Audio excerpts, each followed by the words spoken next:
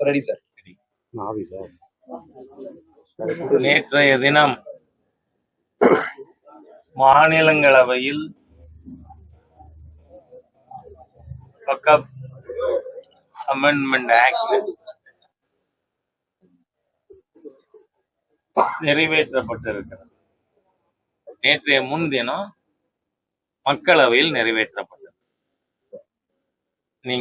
நான் இன்னைக்கு பிரதானமா வந்திருக்கிறதே திருச்செந்துறையில சந்திரசேகர சுவாமியினுடைய ஆசியை பெறுவதற்காக வந்து. ஏனென்றால் இந்தியாவிலேயே முதலாக ஊடக வெளிச்சத்திற்கு இந்த டிரக்கோனியன் லா, ஒரு கருப்பு சட்டம், வக்ஃப் ஆக்ட், அதை பற்றி அதனுடைய தாக்கத்தை முதலில் அனுபவித்த ஒரு கிராமம் திருச்செந்துறை கிராமம். ஏனென்று சொன்னால் இங்க ஒரு ஏழை விவசாயி, அவர் பேர் ராமச்சந்திரன். அவர் மகளுக்கு திருமணம் வைத்து விட்டு தங்கிட்ட இருக்கிற 1 ஏக்கர் 20 சென்ட்டை விற்கிறதுக்காக சப் ரிஜிஸ்டார் ஆபீஸுக்கு போறார். அப்ப அங்க சப் ரிஜிஸ்டார் ஆபீஸ்ல நோட்டீஸ் போட்டிருக்காங்க, இந்த திருச்செந்துறை கிராமம் முழுவதும் வக்ஃப்க்கு சொந்தமானது. அதனால 360 ஏக்கர் வக்ஃப் போர்டுக்கு சொந்தமானது. அதனால நீங்க வக்ஃப் போர்டுல தடையில்லா சான்று, நோ அப்ஜெக்ஷன் சர்டிபிகேட் வாங்கினாதான் உங்க நிலத்தை நீங்க பத்திரம் போட முடியும்னு. அன்னைக்குதான் நண்பர் ஜேவிசி ஸ்ரீராம் அவர்கள் இந்த ஊரையே சேர்ந்தவர், அவர் எங்க சொன்னார். உடனடியா நானும் இங்க வந்திருந்தேன். அன்றைக்கு அதுல என்ன குறிப்பிடத்தக்க விஷயம்னா, நான் இந்த ஊரை விட்டு போறதுக்குள்ள டிஆர்ஓ வந்து அந்த நோட்டீஸை வாபஸ் வாங்கிட்டார். இது நாம இப்ப இருக்கிறது சந்திரசேகர சுவாமி கோவில். இது ஆதித்த கரிகாலன் காலத்துல ராஜராஜ சோழனுக்கு முன்னாடி கட்டப்பட்ட கோவில். அவர் வந்து காரை கோவிலா கட்டினார். அதுக்கப்புறம் குந்தவை நாச்சியார் அவர்கள் இதை கற்கோவிலா கட்டினாங்க. இந்த கோவில் இஸ்லாம் இந்தியாவுக்குள் வருவதற்கு முன்பாக கட்டப்பட்ட கோவில். அப்போ இந்த கோவில் எப்படி வக்ஃப் போர்டுக்கு உரியதா ஆகும்? நீங்க பாத்தீங்கன்னா 1995, ஏன்னா நேற்றைய சட்ட திருத்தம் மசோதாக்கு அவசியம் என்ன, 1995ல வக்ஃப் போர்டு சட்ட திருத்தம் வந்தது. அதுல அவங்க என்ன சொன்னாங்க, ஒரு வக்ஃப் போர்டு செக்ரட்டரி ஒரு ப்ராப்பர்ட்டி எங்களுதுன்னு அவங்க கம்யூனிகேட் பண்ணா போதும், that is binding on the revenue official. அதற்கு எந்த ஆதாரங்களும் கேட்க தேவையில்லை. அதனாலதான் நான் இங்க இந்த பிரச்சனைக்கு பிறகு ராணிப்பேட்டு மாவட்டம் தேப்பூருக்கு போயிருந்தேன். அங்க பாத்தீங்கன்னா 1933 கோர்ட்டு தீர்ப்பின் மூலமா 2 வன்னிய பெரியவர்களுக்கு அந்த நிலம் சொந்தம்னு டிக்ளேர் ஆகுது. அரசாங்கம் பட்டா 11 அடங்கல் எல்லாம் கொடுத்துருக்கு. ஆனா திடீர்னு பாத்தீங்கன்னா அங்க 52 குடும்பங்கள், அந்த 2 பேருடைய சந்ததி 52 குடும்பங்களையும் அங்க இருந்து மாவட்ட நிர்வாகம் வெளியேற்றிருக்கு. உடனே நான் போயிருந்தேன். அப்ப அந்த கலெக்டர், ஒரு லேடி கலெக்டர் இருந்தாங்க. இந்த கலெக்டரேட் எனக்கு சொந்தம், நீங்க கொஞ்சம் காலி பண்ணிடுங்க. என்ன சார் பேசுறீங்கன்னா, அதானே அவன் வக்ஃப் போர்டுல கொடுத்திருக்கிற ஆதாரம். he declared, Raja declares. அதே மாதிரியா பழனியில பழனி பக்கத்துல பாலசமுத்திரம் 96 ஏக்கர் அங்க குடியிருக்கின்ற ஏழை எளிய பட்டியல் சமுதாய மக்கள், முத்தரையர் சமுதாய மக்கள் தான் அங்க இருக்காங்க. 1000 வீடு இருக்கு. 1000 வீடு வக்ஃப் போர்டுக்கு சொந்தம். அதை காலி பண்ணுங்க. இந்த மாதிரியாக தமிழ்நாடு முழுவதும் பல்லாயிரக்கணக்கான ஏக்கர் நிலங்கள். இதுல நீங்க பாத்தீங்கன்னா ஒரு பெரிய சிறப்பு, இந்த வக்ஃப் போர்டு அமெண்ட்மெண்ட் ஆக்ட அறிமுகப்படுத்தும் பொழுதே மாண்புமிகு சிறுபான்மை நலத்துறை அமைச்சர் திரு கிரண் ரிஜிஜு அவர்கள் திருச்சி மாவட்டம் திருச்செந்துறை பற்றி சொல்லித்தான் இந்த பில்லு இன்ட்ரடியூஸ் பண்ணார். அதே மாதிரியா இந்த பில்லின் மீது பேசிய மாண்புமிகு உள்துறை அமைச்சர் அமித்ஷா அவர்கள், திரு கிரண் ரிஜிஜு அவர்கள், அனுராக் தாக்கூர் அவர்கள். அனுராக் தாக்கூர் நமக்கு திருச்சி மாவட்டத்துல எத்தனை கிராமங்கள் இந்த மாதிரியாக எந்த ஆதாரங்களும் இல்லாம வக்ஃப் போர்டுக்கு சொந்தம் அப்படின்னு சொல்லி இந்த மாதிரியா நாடு முழுவதும் 4,40,000 மேற்பட்ட ஏக்கர் நிலங்கள், லட்சக்கணக்கான ஏழை எளிய இந்துக்களுடைய வீடுகள், கோவில், மடம், இது எல்லாமே வக்ஃப் போர்டுக்கு சொந்தம்னு அந்த 1995 அமெண்ட்மெண்ட் படி அவர்கள் ஆமா நீங்க இங்க நத்தர்ஷா இங்க ஒரு நத்தர்ஷா பள்ளிவாசல், அந்த நத்தர்ஷா பள்ளிவாசலோட நிர்வாகி எனக்கு போன் பண்ணார். நான் இங்க வந்தப்ப அவர் என்ன சொன்னாருன்னா, சார் வக்ஃப் போர்டுக்கு எங்க பள்ளிவாசலும் சொந்தம்னு சொல்லி சொந்தம் கொண்டாடுறாங்க, நாங்க இந்த வக்ஃப் போர்டு வர்றதுக்கு முன்னாடில இருந்து நாங்க இருக்கோம், அதனால உங்களை நாங்க ஆதரிக்கிறோம், அதனால எங்களுக்கு நீங்க ஆதரவு கொடுக்கணும்னு கேட்டாங்க. ஆக நாடு முழுவதும் ஒரு பெரிய கருப்பு சட்டம் அது இங்க அமலுக்கு கொண்டு இந்த கோவில் போன்ற கர்நாடகாவில் எடுத்தீங்கன்னா பல மடங்கள், ஒரு மாவட்டத்துல கர்நாடகால 15,000 ஏக்கர் இந்த மாதிரி ஹிந்து விவசாயிகள் கையில இருக்கிறதெல்லாம் வக்ஃப் போர்டுக்கு சொந்தம். ஆகவே இது திருத்த வேண்டியது. அதுக்காக இந்த வக்ஃப் போர்டு திருத்த சட்டமானது கொண்டு வரப்பட்டது. இப்ப இவங்க ஒண்ணு என்ன கேட்கறாங்க, அது எப்படி நான் முஸ்லிம்ஸ் எல்லாம் வக்ஃப் போர்டுல இருக்கலாமான்னு. அது கொண்டு வந்தது யாரு? சோனியா காந்தி தானே. அன்டானியா மைனோன்னா புரியுமா உங்களுக்கு? சோனியானா புரியுமா? அந்த சோனியா காந்தியும் கருணாநிதியுமா சேர்ந்து 2013 கொண்டு வந்த திருத்தம் தான் நான் முஸ்லிம்ஸ் கேன் பி டொனார்ஸ் ஃபார் வக்ஃப்னு. இப்ப நான் என் நிலத்தை ஒருத்தர் கொடுக்குறேன்னா அதுல ட்ரஸ்டியா நான் இது பண்ண மாட்டேன். அதுல ஸ்பெசிபிக்கா சொல்லி இருக்காங்க, non Muslims can be members of Waqf board. அது அப்படியே கண்டினியூ ஆகுது. இப்பயும் உங்களுக்கு வலிக்குது, 2013 வலிக்கல. அதே மாதிரியா ஓரல் வக்ஃபா, எந்த டாக்குமெண்ட்டும் வேணாம், வாயால சொன்னா அப்புறம் வக்ஃப் போர்டு செக்ரட்டரி அவர் சொல்லிட்டா அது வக்ஃப், அவர் சொல்லிட்டாருன்னா அது அந்த சொத்து வக்ஃப் போர்டுக்கு. அது எந்த ஒரு சிவில் கோர்ட்லயும் அதை தாவா பண்ண முடியாது. இதுக்கு தாவாவுக்கு எது இடம்? வக்ஃப் போர்டு, வக்ஃப் கவுன்சில். நான் கேட்கிறேன், கொலை பண்றவனும் அவன் தான், அதுக்கு வக்கீலும் அவன் தான், அதுக்கு நீதிபதியும் அவன் தானே. இதனால இதனுடைய பார்சிக்கல் பார்ட் ஆஃப் இட் என்னன்னா, உத்தரப்பிரதேச வக்ஃப் போர்டு செக்ரட்டரி அவர் தாஜ்மஹால் வக்ஃப் போர்டு ப்ராப்பர்ட்டின்னு கிளைம் பண்ணிருக்காரு. அதுக்கு பிறகு தாஜ்மஹாலுடைய ட்ரஸ்டீஸ் சுப்ரீம் கோர்ட்டுக்கு போறாங்க. அப்ப சுப்ரீம் கோர்ட் சொல்லுது, எங்களுடைய பர்வியூக்கு அப்பால் எந்த சட்டமும் இருக்க முடியாது, அதனால இந்த வக்ஃப் போர்டு சட்டத்தை நீங்க தாஜ்மஹால் உங்களுக்கு சொல்றது இருக்க முடியாதுன்னு they adjudicated that it is not the part of Waqf property. ஆக நாடு முழுக்க ஒரு மோசமான சட்டத்தை கொண்டு வாக்கு வங்கி அரசியலுக்காக இந்துக்களுடைய கோவில், மடங்கள், ஏழை எளிய மக்களுடைய வீடுகள், நிலங்கள், இது எல்லாத்தையும் அபகரிக்கிறதுக்கு எங்களுக்கு ஆட்சேபம் இல்லைன்னு இந்த சட்டத்தை எதிர்க்கிற திமுக, காங்கிரஸ், விசிக, கம்யூனிஸ்டுகள், முழு ஹிந்து விரோத தீய சக்திகள் இவர். நான் கேட்கிறேன், இது நான் ஏன் இங்க உங்களை சந்திக்கிறேன்னா, உங்களுக்கு தெரியும் இந்த கோவில் எப்ப இருந்திருக்கு, இது எப்படி வக்ஃப் போர்டுக்கு உரிமையானதுன்னு எப்படி சொல்லலாம். அறிவாலயத்தை வக்ஃப் போர்டு கிளைம் பண்ணி இருந்தா ஸ்டாலினுக்கு உரைச்சிரும்.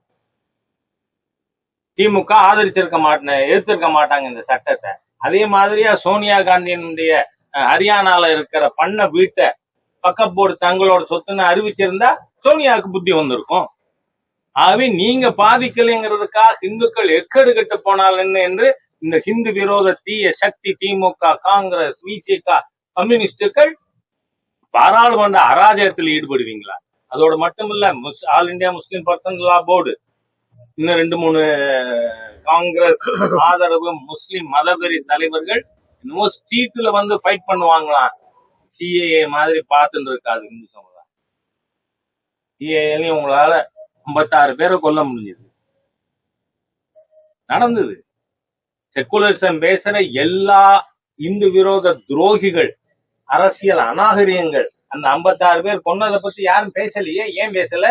அதனால பாரதிய ஜனதா கட்சி 26 தேர்தலின் பொழுது இந்த பிரச்சனைகள், ஏன்னா இதுல இருந்து தமிழ்நாடு முழுக்க பல்லாயிரக்கணக்கான ஏக்கர், கோபிச்செட்டிப்பாளையம், பவானி, வெள்ளூர், எல்லா ஊர்லயும் ஊர் ஊரா எங்கிட்ட பல்லடம், எல்லா ஊர் பற்றியும் பட்டியல் இருக்கு.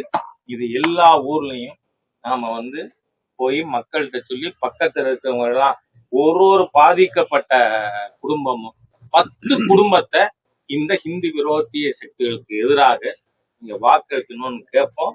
இது இந்த இன்னைக்கு நான் வந்ததுக்கு 2 காரணம். அன்னைக்கு இங்க பேசியதுதான் மாண்புமிகு பாரத பிரதமருக்கு செய்தி சொல்லப்பட்டு, அதுக்கப்புறம் அவர் வந்து இதுல கவனம் செலுத்தி சட்டம் வர்றதுக்கு சந்திரசேகர சுவாமியினுடைய அருள் முதல் காரணமா இருந்தது. அதனால சந்திரசேகர சுவாமிக்கு நம்முடைய நமஸ்காரங்களை, வழிபாட்டை சொல்லணும். 2வது, இங்க உங்கள்கிட்ட வந்து நான் இதை சொன்னேன்னா வந்து இப்ப பார்லிமெண்ட்ல இந்த தற்குறிகள், வாக்கு வங்கி பைத்தியங்கள், இவங்க எல்லாம் சேர்ந்து இந்த சட்டத்தை எதிர்த்தாங்க பாருங்க. அவங்க அங்க பேசுறத நீங்க கேட்க மாட்டீங்க. ஏன்னா உங்க கண்ணெதிர தெரியும் இந்த கோவில் இத்தனை வருஷமா இருக்கு. இஸ்லாம் இந்தியாவிற்குள் நுழைவதற்கு முன்பாக சோழ மன்னனால் கட்டப்பட்ட ஆதித்த கரிகால சோழனால், அதனால தெரியுங்கிறதுனால இந்த உண்மை உங்க மூலமா தமிழ்நாடு முழுக்க, பாரத தேசம் முழுக்க மக்கள்கிட்ட போகணும். ஏன்னா பத்திரிகா தர்மம்ங்கிறது நியாயத்தை, நேர்மைய, நீதியை நிலைநாட்டணும். அதுக்காக நீங்க எல்லாரும் ஆட்டோமேட்டிக்கா இதை அறிந்தவர்கள்ங்கிறதுனால செய்வீங்கன்னு சொல்லி இங்க உங்களை வந்து சந்திச்சிருக்கேன். உங்களுக்கு ஏதாவது இதுல கேட்க வேண்டியிருந்தா 2020 வரைக்கும் ஓகே. அதுக்கப்புறம் இடத்தை வாங்கலாம், வைக்கலாங்கிறதுலாம் மாவட்ட நிர்வாகம் தெளிவுபடுத்தும். ஆனா இப்ப நீங்க அரசியலுக்காக இதை பண்றீங்க அப்படின்னு நீங்க பாருங்க, இது அரசு தெளிவுபடுத்தது எங்கெங்க? மாவட்ட நிர்வாகம் தெளிவுபடுத்தும். நீங்க இங்க இருக்கக்கூடிய இந்த சப் ரிஜிஸ்ட்ரார் ஆபீஸ்ல ரிஜிஸ்டர் பண்ணலாம். மற்ற இடங்கள்ல இன்ன சர்வே நம்பர்ல இருக்கின்ற சொத்துக்கள் பராதீனப்படுத்த முடியாதுன்னு நேற்றைய வரைக்கும், இன்னைக்குமே கூட அது இருக்குதான். அவங்க இன்னும் வாபஸ் வாங்கல. அப்போ அதுக்கு நம்ம பாரதிய ஜனதா கட்சி கை கட்டி வாய்ப்புத்தி இருக்கணும்னு எதிர்பார்க்கிறீங்களா? இந்த சப் ரிஜிஸ்ட்ரார் ஆபீஸ் பிரச்சனை வந்தது. அது மாத்திரம் இல்ல, உங்களுக்கு தகவலுக்கு சொல்றேன். வேப்பூர்ல மாவட்ட ஆட்சியர் அவங்க போட்ட ஆர்டரையே ரத்து பண்ணி அவங்கள மீண்டும் அந்த இடத்துல செட்டில் பண்ணியிருக்காங்க. நடந்திருக்கு. பாலசமுத்திரத்துல அங்கேயும் போயிருந்தேன், அங்க எபிக்ட் பண்ணல. ஆனா மற்ற இடத்துலலாம், பவானில, கோபிச்செட்டிப்பாளையத்துல, திருச்சியிலே, மற்ற இடங்கள்ல, ஸ்ரீரங்கத்துல, வெள்ளூர்ல, ராணிப்பேட்டில, அங்கெல்லாம் என்னென்ன சர்வே நம்பர் பத்திரம் பதிய முடியாது இன்னும் இருக்கே. அப்ப எப்படி பாரதிய ஜனதா கட்சி தான்? நான் கேட்கிறேன், ஸ்டாலினுக்கு கொஞ்சமாவது சட்ட அறிவு இருக்குமானால், நான் சட்ட அறிவுன்னு சொல்லியிருக்கேன். நீங்க பாட்டுக்கு ஸ்டாலின் அறிவு இல்லாதவர்னு ராஜா சொல்லிட்டான், அப்படி சொல்ல வேண்டாம். ஸ்டாலினுக்கு சட்ட அறிவு இருக்குமானால் இதெல்லாம் பத்தி தெரிஞ்சிருக்கணும்ல. ஆனா அவருக்கு ஒண்ணுமே தெரியலன்னு சொல்றாங்க. வந்து அவரு வந்து தூங்கு மூஞ்சி முதல்வரா இருக்கார் அப்படி எல்லாம் சொல்றாங்க. அவருக்கு வந்து இஸ் நாட் இன் ஹிஸ் சென்சஸ்ன்னு. அதெல்லாம் டாக்டர்கள் பார்க்க வேண்டியதில்லை, அது என்னோட வேலை இல்லை. ஆனால் இந்த மாதிரியா இருக்கும் பொழுது இத்தனை தமிழ் மக்கள் பாதிக்கப்பட்டிருக்காங்களே, உங்களுக்கு வெக்கமா இல்ல? இதை எழுத்து பார்லிமெண்ட்ல பேசணும். ஒத்தொத்தரும் சொல்றேன் நான். திருச்சி சிவாவுக்கு அறிவு இருக்கான்னு கேட்கிறேன். என்ன பேசுறீங்க? உங்க மாவட்டத்துல இருக்கு, இதை வந்து பார்க்க மாட்டீங்களா? பார்லிமெண்ட்ல வாய்க்கு வந்தது பேசுவீங்களா? அதோட இல்ல, இந்த சந்தடி சாக்குல டிஆர் பாலுவா அவர் உடனே சொல்றார், பிரதமர் வந்து ஸ்ரீலங்கா போகும்போது கச்சத்தீவை மீட்கணும். ஐயா, கொலை பண்றது நீனும், உசுர கொடுக்க வேண்டியது நானா? இங்க 1974 கச்சத்தீவு பராதீனப்பட்டு இலங்கைக்கு தானம் பார்க்கப்பட்டது. சரி, கருணாநிதி அவர்கள் அப்ப சீஃப் மினிஸ்டர் இருந்தார். நான் கேட்கிறேன், தமிழ் உணர்வு கருணாநிதிக்கு இருந்திருந்தா கருணாநிதி என்ன பண்ணிருக்கணும்? கருணாநிதி என்ன பண்ணிருக்கணும்னு சொல்றத இதுக்கு முன்னாடி ஒரு சம்பவம் நடந்தது, அதை மாத்திரம் சொல்றேன். நான் பொட்டி ஸ்ரீராமுலு என்ன சொன்னாரு? மதராஸ் மனதே சென்னை. நேற்று கூட ஒரு யூடியூப்ல பார்த்தேன். ஏய், சென்னை இங்க தமிழ்நாட்டின் தலைவரா இருக்கிறது காரணமே ராஜாஜி தான், ஈவேரா இல்ல. சென்னை எங்க இருந்தான்னு நீ தஞ்சாவூர் தலைவன் சொல்லிட்டு போய் எனக்கு என்ன நீ ஈவேரா கேட்ட? அவ்வளவு பெரிய தமிழ் விரோதி. அப்போ அந்த சென்னைய எங்களுக்கு வேணும்னு மதராஸ் மனதேன்னு பொட்டி ஸ்ரீராமுலு வெறுமன கோஷம் போட்டுட்டு போகலங்க, உண்ணாவிரதம் இருந்தார், உயிர் நீத்தார். அவர் மொழிப்பற்று உள்ளவர், மண்ணின் மீது பக்தி இருக்கிறவர். கருணாநிதிக்கு மொழிப்பற்று இருக்கா? கருணாநிதி குடும்பம் தமிழ் மண்ணுக்காக தமிழ் மொழிக்காக ஒரு துளியாவது தியாகம் பண்ணி இருப்பாங்களா? கொள்ளையடித்த கூட்டம். அந்த குடும்பத்துல இருந்து இந்த டிஆர் பாலு வெக்கமே இல்லாம பார்லிமெண்ட்ல கேட்கிறார், நீங்க மீட்டு வரணும், நீ கொலை பண்ணதுக்கு நான் உசுறு கொடுக்கணும்னா எப்படி? அது சர்வதேச ஒப்பந்தம். கேட்கலாம், ஸ்ரீலங்கா நாம எத்தனையோ உதவி பண்றோம், நீ அதை கொடுக்கணும் அப்படின்னு கேட்கலாம். அதே மாதிரி திரு ஜெய்சங்கர் அவர் பார்லிமெண்ட்ல தெளிவா, நீங்க எப்பவுமே நீங்க திராவிடியன் ஸ்டாக் இருக்கு, அவங்க தப்பு பண்ணுவாங்க, ஆனா அதை வச்சே அவங்க அரசியல் பண்ணுவாங்க. ஆனா அரசியல் பண்ணாம அவங்களா பண்ண முடியும்? ஸ்டாலினால பண்ண முடியாது. நீங்க பாருங்க, நீட்டு பில்லு கொண்டு வந்தது யாரு?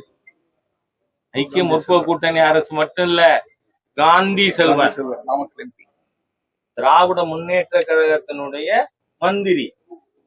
நீங்க பண்ணதானே நீட்டு, அதுக்கு எங்களையும் குறை சொல்றீங்க? அது மாதிரியா இப்ப கனிமொழி கவிஞர் கனிமொழியா? ஆமா, நீங்க அது என்னுடைய மூத்த சகா திரு இல்ல கணேசன் அவர்களுடைய ஞாபகம் வருது. நேர எழுதினா உரைநடை, மடிச்சு எழுதினா கல்வி. அந்த கவிஞர் கனிமொழி என்ன கேட்டிருக்காங்க பாருங்க, இலங்கை மீனவர்கள் பத்தி.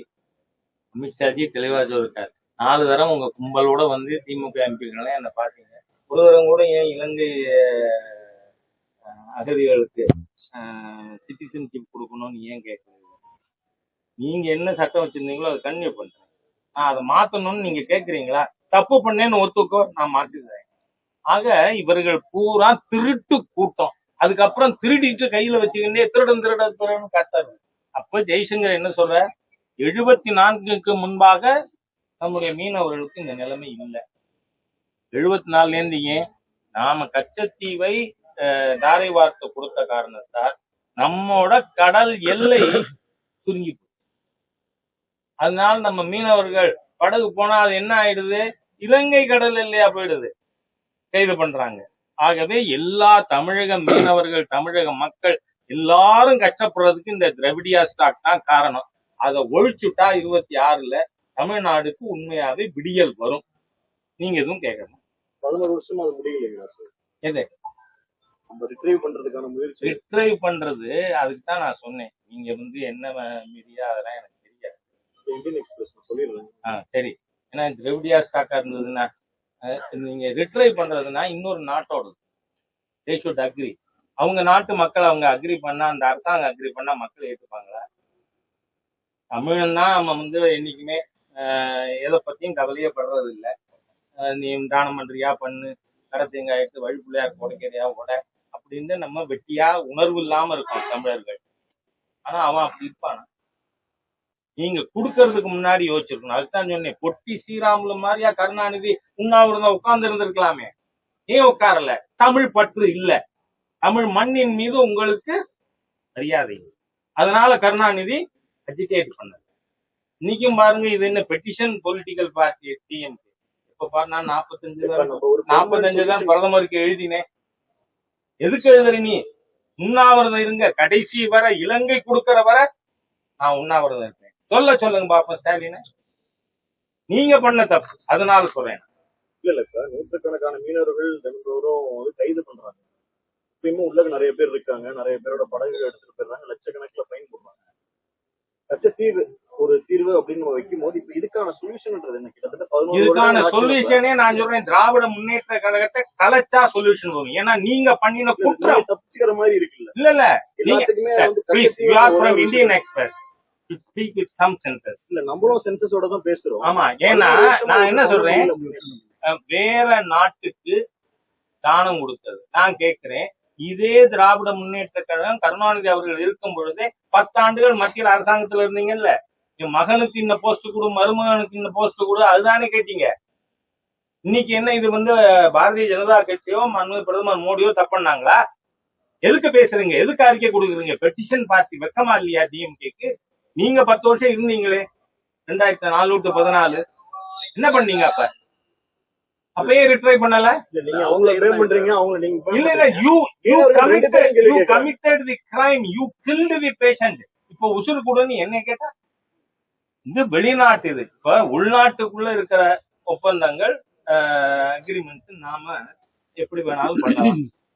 ஆனா வெளிநாட்டோட இருக்கிறதா அவங்க சம்மதம் இல்லாம இங்க இருந்து படையெடுத்து போக முடியுமா இலங்கைக்கு?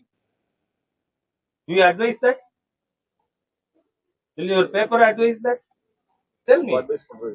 அப்புறம் இந்த கேள்வியை கேட்டுக்கூடாது. இந்த கேள்வி யார்கிட்ட கேட்கணும்? ஸ்டாலின் கனிமொழிட்ட போய் 2004-14 என்ன பண்ணீங்க? டிஆர் பாலுட்ட என்ன பண்ணிட்டு இருந்த?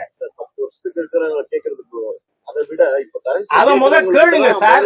எடிட்டோரியலி யூ ஃபர்ஸ்ட் क्वेश्चन them. பேட்டி இருக்கு, நீங்களே எடுத்து பாருங்க சார். You question them. ஏன்னா இந்த ஊடகங்கள்ங்கிறது அறிவாலயத்தினுடைய ஏவல் ஆட்களா மாறி போயிருக்கீங்க. நான் ரொம்ப சாஃப்டான வார்த்தை பயன்படுத்துறேன்.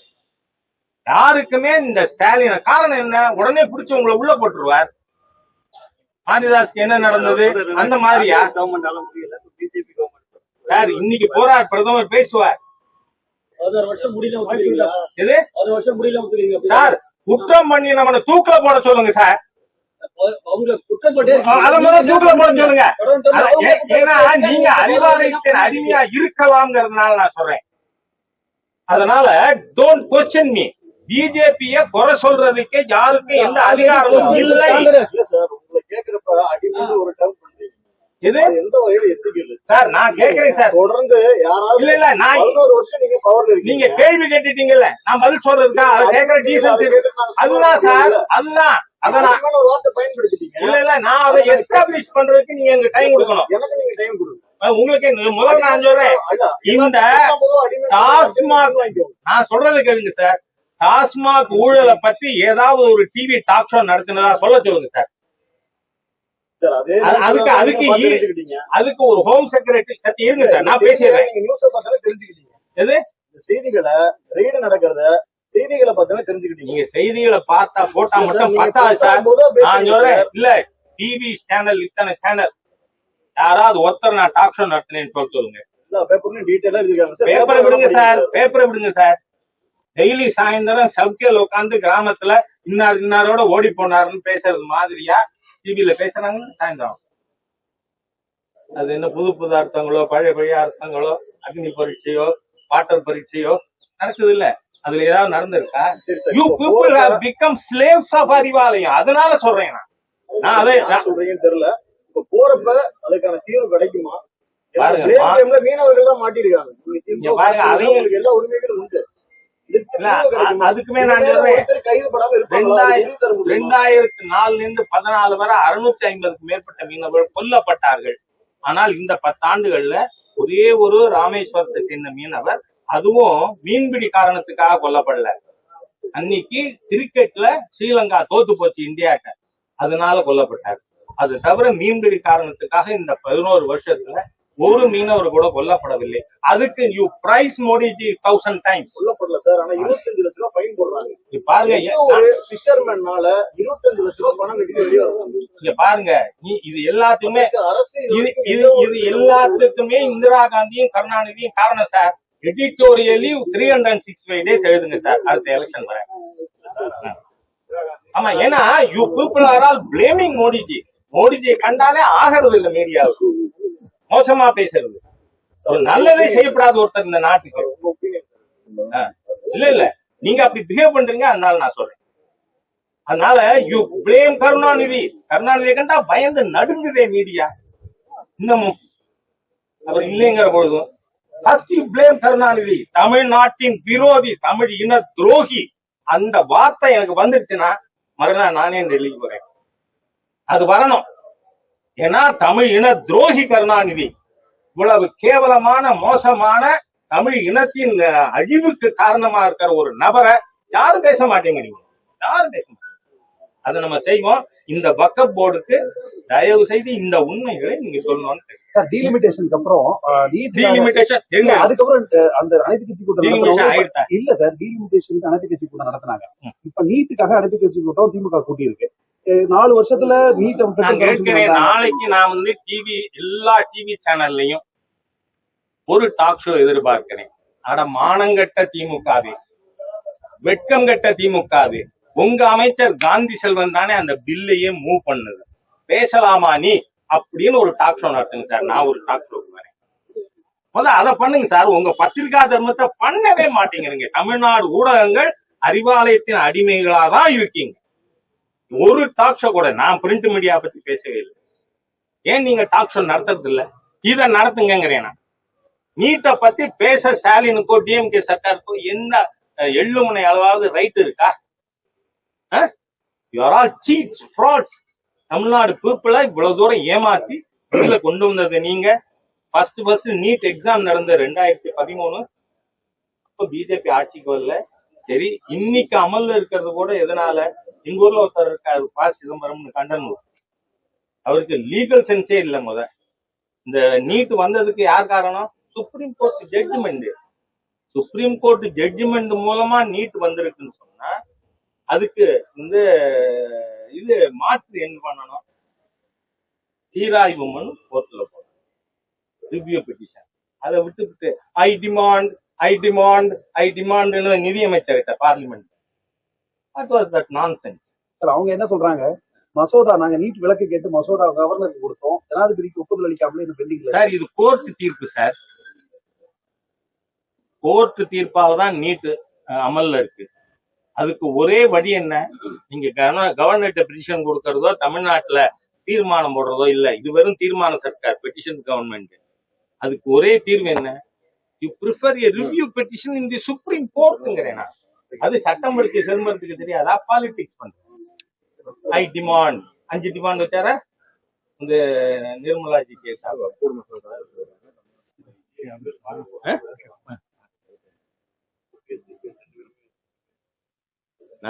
நான் ஒரு விஷயம், I have been continuously an office bearer of BJP since 1991. 93 இருந்து ஸ்டேட்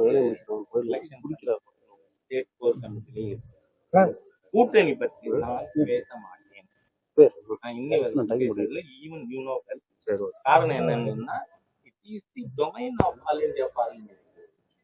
அவங்க புதிங்கன்னா புதிப்போம், அதுதான் எங்களோட அதிகம். கூட்டணி பற்றி ஆனா எங்களோட கருத்து என்னங்கிறத எங்க நேஷனல் லீடர்ஷிப் சொல்லுவோம், பட் நாட் டு யூஸ். யார் வேணா சந்திப்போம் சார். நான் வந்து என் வீட்டுக்கு communist leaders, Congress leaders, DMK leaders எல்லாரையும் தான் கூப்பிடுறேன். அவங்க நான் வீட்டுக்கு நேர போய் வீட்டுல அவங்க வீட்டுல கூப்பிடுறேன், அவங்க எங்க வீட்டுக்கு வராங்க, இதெல்லாம் நடக்கும். ஆனா இறுதியா டிசிஷன் அறிவிக்கிறதுங்கிறது அந்த பார்ட்டி. நான் என்ன சொல்றேன், நல்லது தானே. இப்ப எனக்கே நாளைக்கு நான் வந்து சொல்லியிருக்கேன், நீங்க பண்றது எல்லாமே தப்பு, இப்படி எல்லாம் பண்ணாதீங்க, don't just try to seat தி தமிழ்நாடு பப்ளிக்னு ஸ்டாலின் அவர்களே நேர போய் பார்க்க மாட்டேன்னா பார்ப்பேன். எனக்கு எந்த ஆட்சியும் கிடையாது. அவரையே நான் பார்க்க. அதை யாரு டிசைட் பண்ணணும்? இல்ல, நான் என்ன சொல்றேன், அதாவது தமிழ்நாடு பிஜேபிக்கு வேக்கன்சி இருக்கு, இவர் இல்ல அப்படின்னு நத்தாஜி சொன்னாரா, இல்ல அமித்ஷாஜி சொன்னாரா? ஏன் சார், அந்த ரூம்ல இருந்தது 4 ஏடிஎம்கே லீடர்ஸ், அமித்ஷாஜி, இவங்க 5 பேரும் பேசாத விஷயத்த இங்க டிவியில உட்கார்ந்து யூடியூப்ல உட்கார்ந்து டெய்லி மணிக்கணக்கா பேசிட்டே இருந்தா அர்த்தம் இல்லாத பேச்சுக்கெல்லாம் நான் பதில் சொல்ல முடியுமா? அதனால சொல்றேன். யாரு? நான் சொல்றேன், முதல்ல அவர் என்ன பனையூரா ஒரு வீடு இருக்கிறது, அது வக்ஃப் போர்டுக்குன்னு சொல்லி இருந்தா நடிகர் விஜய்க்கு புத்தி உரைச்சிருக்கும். இங்க வந்து பாக்கட்டும் விஜய். எதுக்கு போட்டோம்? வேப்பூருக்கு, பாலசமுத்திரத்தை போட்டோம், பவானிக்கு போட்டோம், கோபிச்செட்டிப்பாளையத்துக்கு போட்டோம். அவருக்கு என்ன சார் தெரியும்? ஒர்க் ஃப்ரம் ஹோம்னு இந்த கொரோனா பீரியட்ல இருந்து ஆரம்பிச்சது எல்லா கம்பெனிலையும். அந்த மாதிரியா is politics also work from home தான். அதனால வீட்டுல இருந்து ஏதாவது பேசிக்கிண்டா அறிக்கை கொடுத்தோம். இது 100% இந்து விரோத செயல்பாடு. இதுல சொல்றதுக்கு எனக்கு என்ன ரிசர்வேஷன்? ஒரு ரிசர்வேஷன் இல்ல. நடிகர் விஜயினுடைய வக் சம்பந்தமான செயல்பாடு பச்சை ஹிந்து விரோதம், இந்துக்களுக்கு துரோகம். இதை நான் வெளிப்படையா சொல்றதுல எனக்கு எந்த ஆட்சேபமும் இல்லை. நன்றி.